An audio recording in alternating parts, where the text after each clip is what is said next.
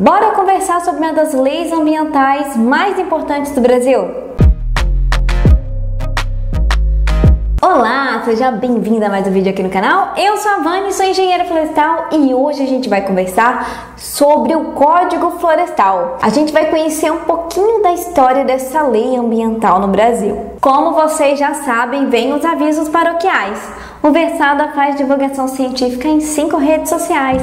A gente tá aqui no YouTube, a gente tá no TikTok, no Twitter, no Facebook e no Instagram. A gente fala do meio ambiente em todas as redes sociais. O link para você seguir elas vão estar todos no comentário fixado. Só um avisozinho antes de continuar ainda. A gente vai falar de área de preservação permanente, a famosa APP, e a reserva legal lá no finalzinho do vídeo. Porque primeiro a gente vai entender como que foi aí a história do Código Florestal. Vani, você quer explicar a história do Código Florestal, mas eu nem sei o que é um Código Florestal. Então vamos entender. O que é um Código Florestal? Ele é uma lei que institui regras gerais sobre onde e de que forma a vegetação do Brasil pode ser explorada. Ele vai determinar o que a gente tem que proteger e onde a gente pode ter produção rural. Alguns locais com devidos cuidados, alguns locais tem que ter uma autorização especial, mas ela vai regulamentar tudo isso. Deu para entender mais ou menos? Se não deu para entender, ao longo desse vídeo talvez fique mais claro. Então vamos entrar na história do Código Florestal. O precursor, o tataravô, talvez o parente mais distante do Código Florestal a tratar sobre esse tema é uma lei que trata sobre a proteção das florestas. Ela era chamada Regimento sobre o Pau-Brasil, de 1605. Ah, você entendeu como esse negócio é antigo, hein? Essa é teoricamente a primeira lei do Brasil que fala sobre florestas. Mas assim, ela não fala de todo tipo de floresta também. Apesar de ter floresta no nome, ela tem só de uma árvore, que é o pau-brasil, que hoje o nome científico é Pau-Brasilia equinata, mas que era a antiga Cesalpinia equinata. E essa lei falava exclusivamente sobre a proteção do pau-brasil. Vani, é sério? Já estava falando de proteção do pau-brasil já? Mas como vocês devem imaginar, se tem uma lei de 1905 falando sobre a proteção do pau-brasil, é porque claramente alguma coisa já estava dando errado. O objetivo dessa lei era controlar a extração dessa espécie e garantir a rentabilidade para a coroa portuguesa. O regimento ele previa multas, exílios, açoites e até pena de morte para quem retirasse a madeira sem autorização ou para quem excedesse a cota de madeira. E olha só que interessante. Esse regimento ele também proibia a abertura de roças em florestas de pau-brasil através de queimadas e recomendava que o corte fosse feito prevenindo danos às raízes e às brotações. Então, gente, dessa forma, a gente teve a primeira lei florestal brasileira. Mas eu não sei se vocês perceberam, mas o objetivo não era meio que preservar. O objetivo era garantir dinheiro para a coroa portuguesa. Como eu já comentei, essa lei não é um código florestal, mas ela foi ali a precursora. Mas o primeiro código florestal, como código florestal, surgiu no Brasil em 1934, no governo Getúlio Vargas. Nessa época, o Brasil passava por uma grande expansão cafeeira e, como consequência, as florestas estavam sofrendo com o avanço das plantações. E o que acontecia? As florestas estavam mais distantes dos centros urbanos, então estava assim, ficando mais distante para as pessoas conseguirem buscar matéria-prima. Uma das coisas que esse primeiro Código Florestal forneceu para a gente é o conceito de florestas protetoras, que é um conceito que ele vai ser precursor das áreas de preservação permanente. Só que assim, ele não previa a delimitação de áreas. Esse Código Florestal também forneceu um limite de ocupação dentro da propriedade rural, que seria de 25%. A lei, ela na verdade, ela incentivava você a tirar tudo mesmo. Você podia limpar, derrubar a floresta, torta direito que não tinha problema. Mas você tinha que manter esses 25%. Vânia, era 25% de floresta nativa? Não, gente. Você tinha que plantar 25% de florestas voltadas para lenha, que garantisse a sua lenha. E qual planta você queria usar, não fazia diferença. O importante é que fosse de lenha. Mas esse 25% de proteção da propriedade rural também traz pra gente um precursor de um outro conceito que também é conhecido nosso, que é a reserva legal. Bom, o mundo foi evoluindo, né, gente? Então, conforme o tempo foi passando, a lenha já não era mais a fonte principal de energia, porque aquele código de 1934, ele era focado nisso. Mas agora com a modernidade, né, a gente tem outras fontes de energia. Então, a partir de 1965, a lenha passou a perder a sua importância no Código Florestal. Mas uma coisa importante começou a aparecer que não tinha aparecido até então nas leis anteriores, que foi uma preocupação com o meio ambiente, porque se tinha começado a reparar que tinha crescido muito a exploração das florestas no Brasil. Foi criado o Código Florestal 4771 de 1965. E dessa vez a gente teve sim um conceito de Área de Preservação Permanente, APP, e a Reserva Legal, e as duas com valores já definidos. Mas esse código ele previa, por exemplo, que a área de preservação permanente era de 5 metros, o que hoje a gente sabe que não protege muita coisa. Em 1986, se criou a Lei 7.511, que modificou o regime da reserva florestal. Porque anteriormente era permitido você desmatar 100% da área, desde que você replantasse. Mas com essa nova lei, isso já não era mais possível. E as APPs tiveram aí um aumento de 25 metros. A coisa começou a dar uma melhorada. Então a gente teve, por exemplo, a mudança que bate até com o novo Código Florestal. A gente vai ter até 10 metros, uma proteção de 30 metros do rio. E aí, conforme o rio vai aumentando, a gente vai tendo aí o aumento das áreas de preservação permanente. Mas, em 1988, a gente teve aí um marco muito importante no Brasil, que foi o quê? A criação da Constituição Federal, que, para quem não sabe, é a lei master do direito brasileiro. A Constituição Federal trouxe também uma revolução para a parte de meio ambiente. A gente vai ter na Constituição o artigo 225, que vai falar sobre meio ambiente. Inclusive, esse artigo ele vai instituir que um ambiente equilibrado é um direito fundamental. Vamos ler o artigo 225 junto? Eu juro que ele é pequenininho, que é por isso que eu vou ler.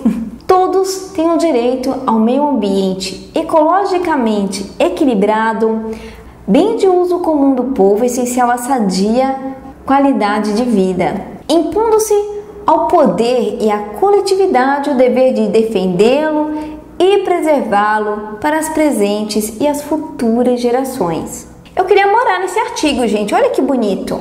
Em 1998, a Lei de Crimes Ambientais deu aí uma modificada no Código Florestal. O que antes era considerado só uma infração administrativa virou crime, alterando então o Código Florestal de 1965. Após diversas mudanças sofridas por meio de medidas provisórias e outras leis, foi verificada a necessidade de um novo Código Florestal. Fala pra vocês uma coisa, sabe quanto tempo que durou as discussões para o novo Código Florestal? Chuta aí. Não chutou, eu sei que você não chutou. Foram 12 anos de tramitação. E essa tramitação deu muita polêmica entre ruralistas e ambientalistas. Porém, em 25 de maio de 2012, saiu então o novo Código Florestal, que é a Lei 12.651.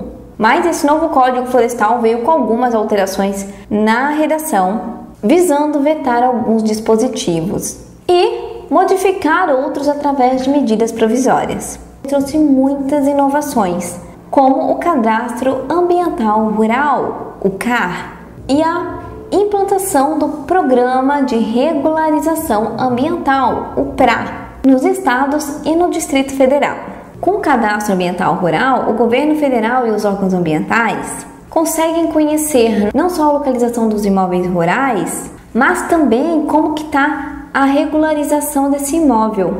Já o PRA, porque somos íntimos, o Programa de Regularização Ambiental vai permitir que os estados orientem e acompanhem os produtores rurais na elaboração e na recomposição das áreas que estão com problemas ambientais, sejam áreas de preservação permanente, reserva legal ou áreas de uso restrito. Vamos para o ponto polêmico do Código Florestal? Na verdade, tem vários, né? Vocês lembram que há um tempo atrás deu problema com a Lei da Mata Atlântica? Se você está assistindo esse vídeo no futuro, o ano que eu estou falando é 2020. Então eu vou explicar o que deu de problema com aquela Lei da Mata Atlântica que estava dando aquela briga que eles queriam passar por cima de alguns dispositivos da Lei da Mata Atlântica por causa do Código Florestal. E aqui é o ponto que eu vou mostrar para vocês que deu todo o problema.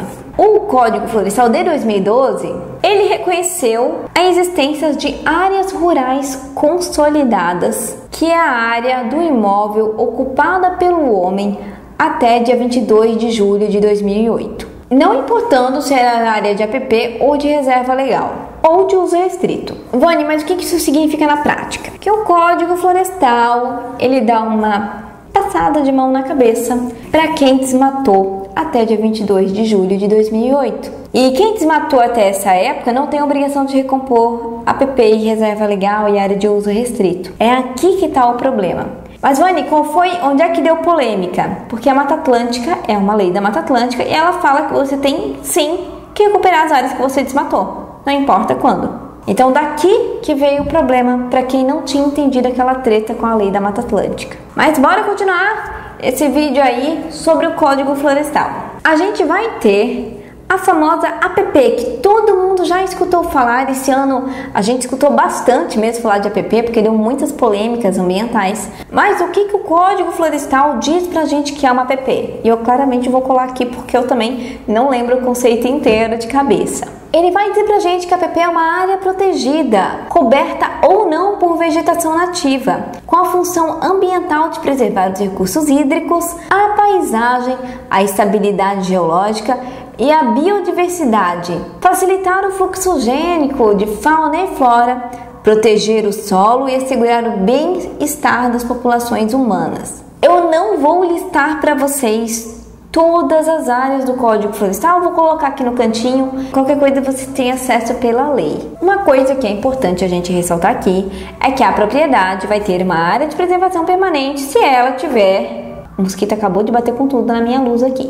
Mas voltando aqui, a propriedade rural só vai ter uma área de preservação permanente se ela tiver algo que se encaixe dentro desse padrão aí que tá mostrando aí na tela, que o Código Florestal fala pra gente que é área de preservação permanente. Se a propriedade não tiver, não tem. E também esse ano, 2020, se você veio do futuro, deu um monte de problema ambiental. Agora, dia 28 de setembro, foram revogadas algumas resoluções do CONAMA. É por causa disso, para quem não tinha entendido. E se você quer entender sobre as resoluções do CONAMA que foram revogadas, assista o vídeo anterior. Vou colocar o card aqui. Mas, por que foram revogadas aquelas resoluções do CONAMA? Porque ela falava de APP e o Código Florestal de 2012 também fala de APP. Então deu aí um problema de segurança jurídica, porque os dois falavam, só que os dois falavam de maneiras diferentes sobre a APP. Então foi aqui, nessa parte do Código Florestal, que deu problema com o CONAMA, mas eu não vou entrar em detalhes aqui, porque eu tenho o vídeo anterior fala só sobre o problema que deu, ok? Então bora continuar. Vamos falar de reserva legal, que também estavam tentando mexer. Tinha um filho de um político, que também é político, que estava aí tentando acabar com as reservas legais. Vamos caçar a definição de reserva legal no Código Florestal. Reserva legal é a área localizada no interior de uma propriedade ou posse rural, com a função de assegurar o uso econômico de modo sustentável dos recursos naturais do imóvel rural, auxiliar a conservação e a reabilitação dos processos ecológicos e promover a conservação da biodiversidade, bem como o abrigo e a proteção da fauna silvestre e a flora nativa.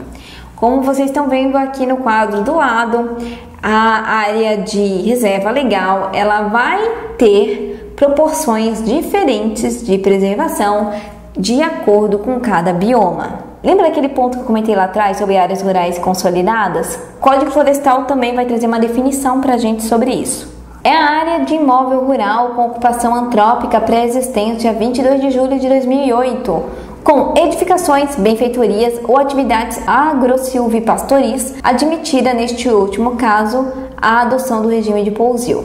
Então, essa foi a novidade polêmica do novo Código Florestal. Uma das mudanças também complicadas do Código Florestal de 1965 para o Código de 2012 é que no de 65 você tinha que recompor as áreas de APP e reserva legal que tivessem sido degradadas. E essas áreas tinham que ser recompostas com a vegetação original. O que é muito importante, né, gente? Que é você manter a vegetação nativa. E o novo Código Florestal abriu brecha para alguns casos não recuperar e abriu brecha para alguns casos poder recuperar até com espécie exótica. Se você não sabe o que é uma espécie exótica, é uma espécie que não faz parte daquela região, daquele bioma. Se você quiser entender sobre espécies exóticas, eu tenho este vídeo aqui que explica melhor. Deixando um aviso bem claro, esse não é um resumo do Código Florestal, nem de longe. A gente aqui conheceu o histórico da legislação florestal brasileira e conhecemos a história do Código Florestal.